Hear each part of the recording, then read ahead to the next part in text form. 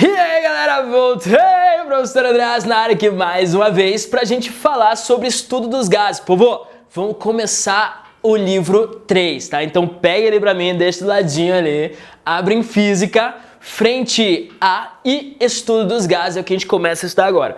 Meu, isso aqui é muito doideira. Por quê? Porque a gente vai começar a estudar gases, você já viu em química muito provavelmente aí também, estudo dos gases. A gente vai dar uma abordagem...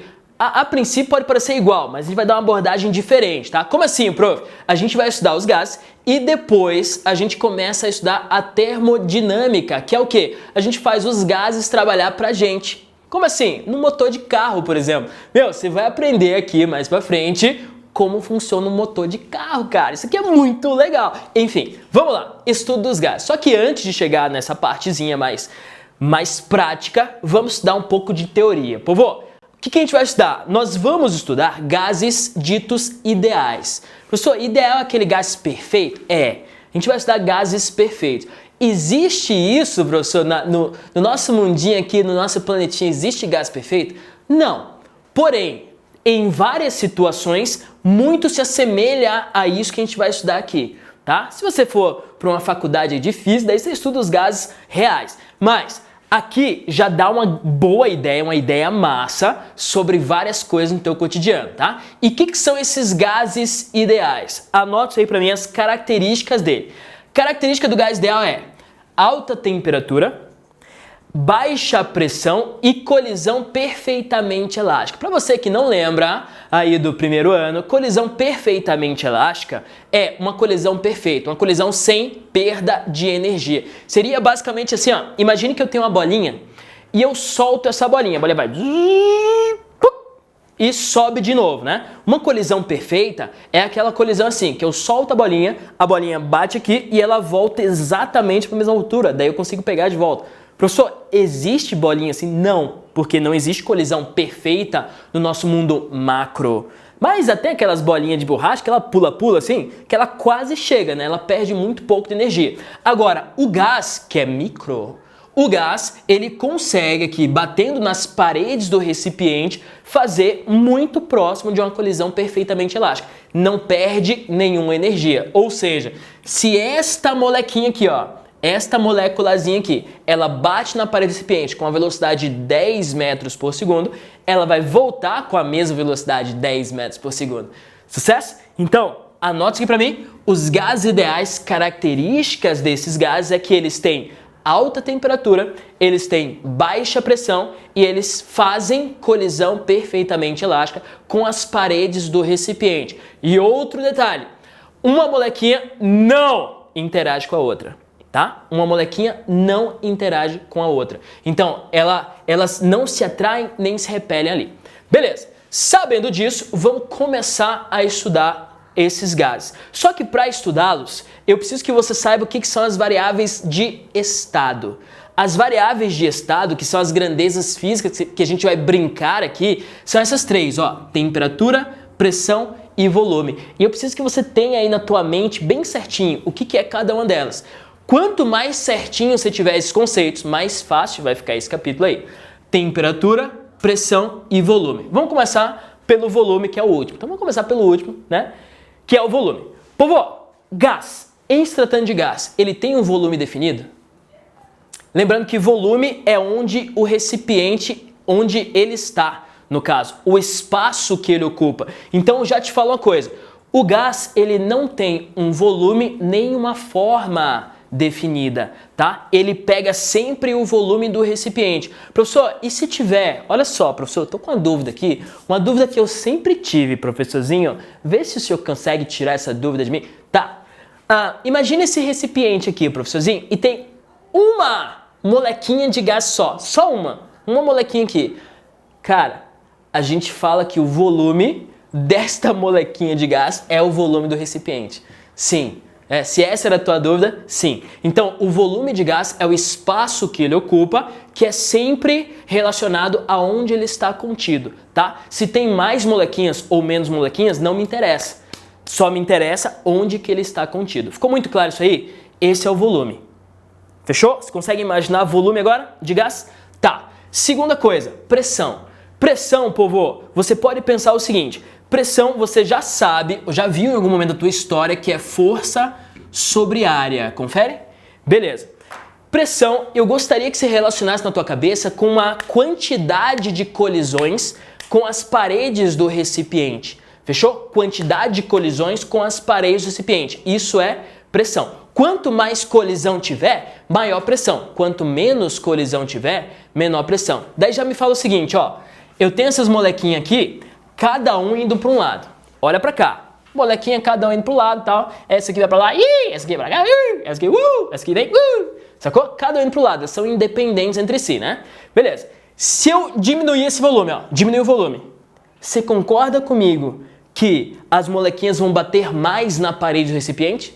Vão, quer dizer que elas vão fazer maior pressão, sacou? Então relaciona a pressão com colisão na parede do recipiente. Quanto mais colisões tem, número de colisões, quanto mais colisões tem, maior a pressão. Sucesso? Eu não sei se você consegue imaginar isso, mas toda vez que você enche uma bexiga, ó, encheu a bexiga lá. O que mantém a bexiga cheia, que você encheu, no caso, é a colisão das moléculas do gás que você colocou lá dentro com a parede do recipiente, da bexiga. Você tem noção do que é isso, meu? É tanta colisão, mas é tanta molécula e tanta colisão que aquilo parece uniforme, né? Mas o que mantém aquilo cheio é as colisões com as paredes do recipiente. O pneu de carro, o pneu de bicicleta é a mesma coisa, cara. Você coloca ar lá dentro, coloca lá dentro. E o que mantém aquele pneuzão, aquela lapa de pneu de um caminhão cheio? Cara, as colisões das moléculas de ar com as paredes do recipiente. É muita colisão. Porque quando a gente fala de gás, a gente sempre fala de muitas moléculas. Pra você ter uma ideia, um mol, quando a gente fala assim, ó, um mol de molequinhas. Cara, um mol é 6 vezes 10 a 23. Meu, é muita coisa. Se eu tivesse 6 vezes 10 a 23 em moedas de 1 centavo, eu compraria um planeta pra mim. É só pra você ter uma ideia. Então, fica a noção. Pressão é tipo assim, colisão com as paredes do recipiente, fechou? Isso é pressão. E temperatura, por último, coloque essa imagem na tua cabeça, temperatura tem a ver com o nível de agitação das molequinhas. Está relacionado ao nível de agitação das molequinhas. Quando a temperatura é maior, quer dizer que a agitação é maior. Quando a temperatura é menor, a agitação é menor. Faz sentido? Então, ó, linkar na tua cabeça temperatura com a velocidade das molequinhas. Você linka isso aí pra mim?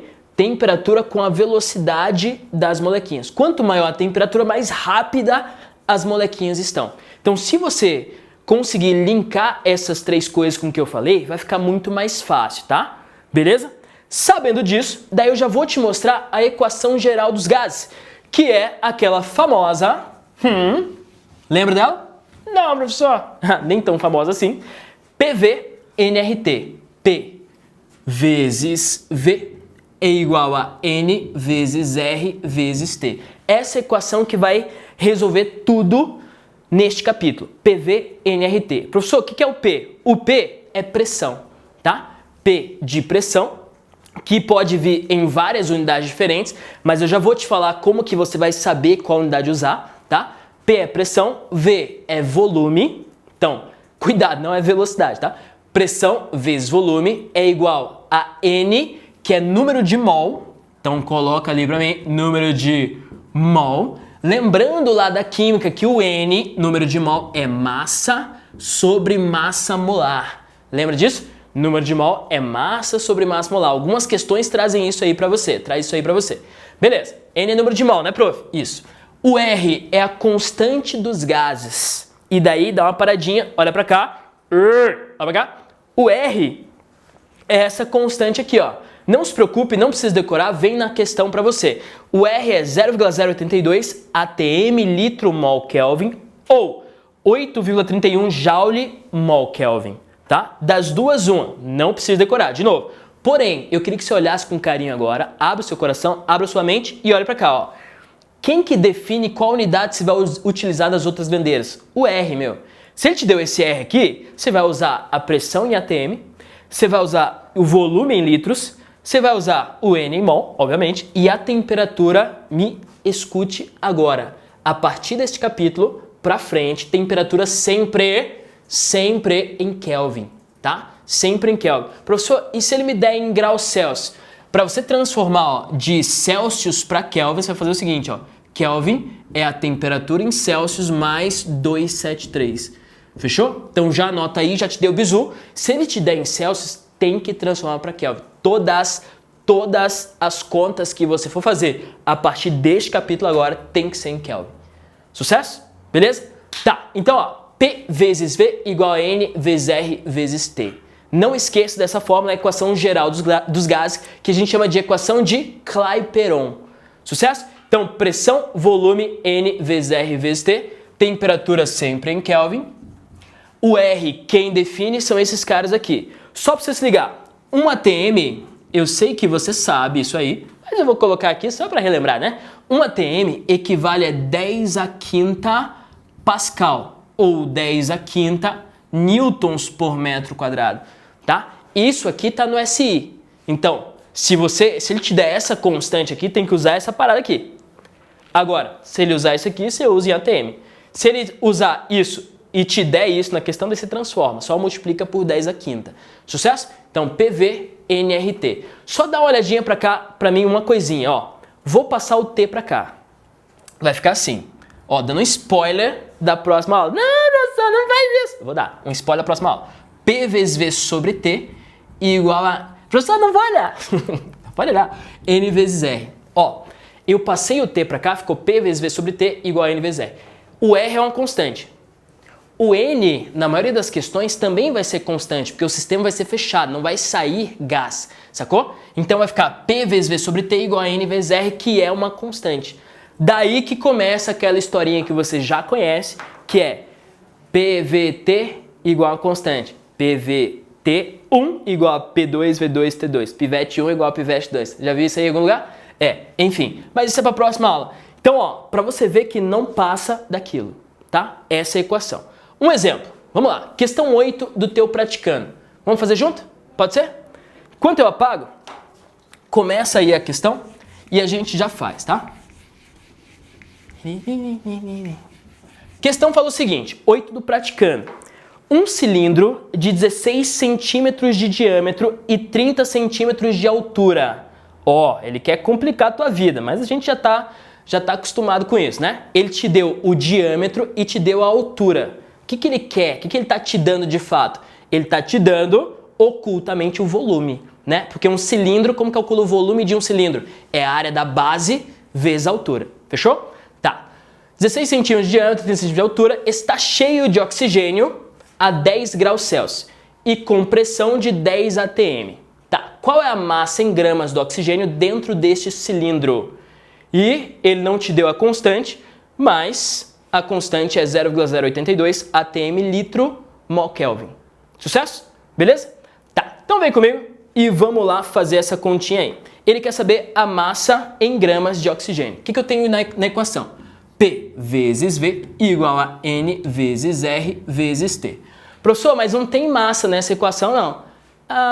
Tem, né? Eu posso até colocar aqui, ó, P vezes V igual a massa sobre a massa molar vezes R vezes T. Confere? Beleza. O que ele me deu? Ele me deu a temperatura, que é quanto? 10 graus Celsius. Usa em Celsius? Não. Vou usar em Kelvin, falei pra você. Então, é somar com 273. Então, fica 283, certo? Então, a temperatura eu tenho. O R também tenho, que é 0,082. Massa molar, tenho 16 gramas por mol. Então, já vou colocando os valores aqui, tá? Então, aqui é M sobre 16, vezes o R, que é 0,082, vezes a temperatura, que é 273, mais 10 dá 283, tá? A pressão ele me deu, que é de 10 atm, então 10, e só me complicou no volume, danadinho. Ó, para calcular o volume, vamos lá, vou usar meu ajudante aqui. E ele fala que o cilindro tem 16 centímetros de diâmetro. Eu preciso do raio, é 8 centímetros, certo? Então, volume, eu vou fazer aqui no cantinho, ó. Volume é área da base vezes a altura. Volume é área da base, é uma circunferência. O raio vale 8 centímetros. Transformando para metro, fica 0,08. Então fica π vezes 0,08 elevado ao quadrado, que é 8 centímetros, né? Ó, 1, 2, 8 centímetros, vezes a altura, que é 30 centímetros, que é 0,3. Sucesso? 0,3. Então o volume vai ser isso aí, 0,08 ao quadrado vezes 0,3. Vamos lá. 0,08 vezes 0,08 vezes 0,3 dá 0,00192. Isso aqui dá 1, 2, 3, 1,92 vezes 10 elevado a menos 3. Isso vezes o π. O π eu vou considerar como 3, tá? Mas a questão é que fala para você se usa 3 ou 3,14. Então vou multiplicar por 3 ali ainda. Isso vezes 3. Dá 5,76. Então 5,76 vezes 10 a menos 3. Sucesso? Beleza. Isso aqui está em quê? Está em metros quadrados. Metros cúbicos, de fato. Metros cúbicos. Tudo bem? Beleza? Achei o meu volume. Só que eu vou usar o volume em metro cúbico. Deixa eu te mostrar uma coisa. Ó, ATM litro. Opa, tem que usar em litro, confere? Então como que eu passo de metro cúbico para litro? Vou jogar aqui para cima para você ver melhor, tá? Como que eu passo de metro cúbico para litro? 1 decímetro cúbico é 1 litro. 1 decímetro cúbico é 1 litro. Então se eu transformar para decímetro cúbico, fechou, eu sei em litro. E para transformar para decímetro cúbico, eu multiplico por 10 a terceira. Então multiplicando isso aqui por 10 a terceira dá 5,76 litros. E daí joga aqui e acabou. Virou uma continha máscula, mas, cara, é só conta. Então vamos lá. Só para fechar, fica 5,76 vezes 10 vezes 16. Isso aqui dá 921,6. Isso igual aquilo lá. É 283 vezes 0,082. Dá 23,2 vezes m. E finalmente, última conta, 921,6 divididos por 23,2 vai dar 39,7 aproximadamente aí. Aproximadamente 39,7 gramas. Então, tá aí, ó. É isso que eu tenho de oxigênio nessa questãozinha aí. Pancadaria? Pancadaria, mas você vê que não passa de uma equação. É isso que eu queria te mostrar. Cara, não passo aqui. Você vai fazer conta chatinha? Vai. Mas é isso. Sucesso? Uma equação resolve tudo. Show? Beleza? Então fica aí pra você. A gente continua na próxima aula sobre gases. E até a próxima, povo. Professor André fica por aqui.